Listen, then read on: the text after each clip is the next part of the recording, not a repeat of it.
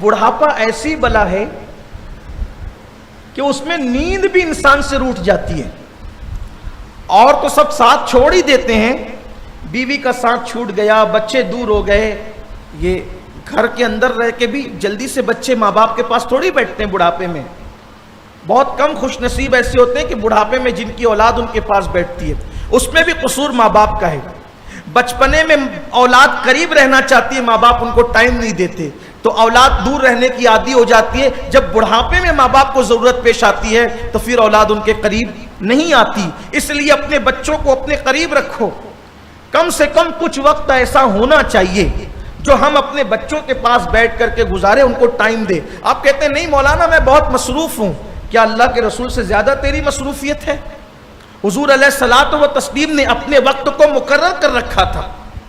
جب حضور علیہ السلام گھر میں جاتے تھے تو گھر میں جانے کے بعد حضور علیہ السلام کا وقت 3 حصوں میں تقسیم ہوتا تھا. ایک حصہ اپنے گھر والوں کو دیتے تھے, پورا ٹائم اپنے گھر والوں کو ایک حصہ, دوسرا حصہ عبادت کے لیے, اور تیسرا حصہ اپنے آرام کے لیے رکھتے تھے. گھر میں حضور علیہ السلام نے اپنے اوقات کو 3 حصوں میں تقسیم کر رکھا تھا. بڑی معذرت کے ساتھ ہمارا ٹائم کہاں جاتا ہے گھر میں؟ گھر میں بھی گئے تو موبائل میں ہی لگے رہتے ہیں. اب تو بہت سارے گھروں میں زگ شروع ہو گئی موبائل کو لے کے, طلاق واقع ہو رہی ہیں. گھر میں بھی جائیں گے تو موبائل کو میں لگے رہیں گے, اس سے بات ہو رہی ہے, اس سے بات ہو رہی ہے, واٹس ایپ پہ لگے, فیس بک پہ لگے. بیوی کو ٹائم کب دو گے؟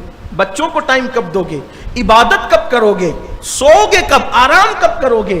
اس لیے سنت نبوی کو زندہ کرو. گھر میں جاؤ تو 3 ٹائم پورا جو وقت گزار رہے گھر میں 3 حصوں میں تقسیم کرو. ایک بیوی بچوں کے لیے, ایک عبادت کے لیے, اور ایک اپنے آرام کے لیے. اب یہ جو آرام کا ٹائم ہوتا تھا اس کو بھی میرے آقا 2 حصوں میں تقسیم کر دیتے تھے. آرام کے وقت میں خاص صحابہ کو بلا کر کے امت کے لیے ان کو ٹائم دے دیتے تھے. ان سے ڈسکس ہوتی تھی اہم معاملات میں خاص صحابہ کو, کیونکہ عام لوگ گھر میں نہیں جاتے تھے. خاص صحابہ, اہل علم صحابہ, ان کے لیے یہ خصوصی نشست ہوتی تھی, خصوصی محفل ہوتی تھی, جن میں صدیق اکبر, فاروق اعظم, عثمان غنی, مولائے کائنات, یہ خاص لوگ اس میں شریک ہوتے تھے. اور بھی صحابہ ہیں.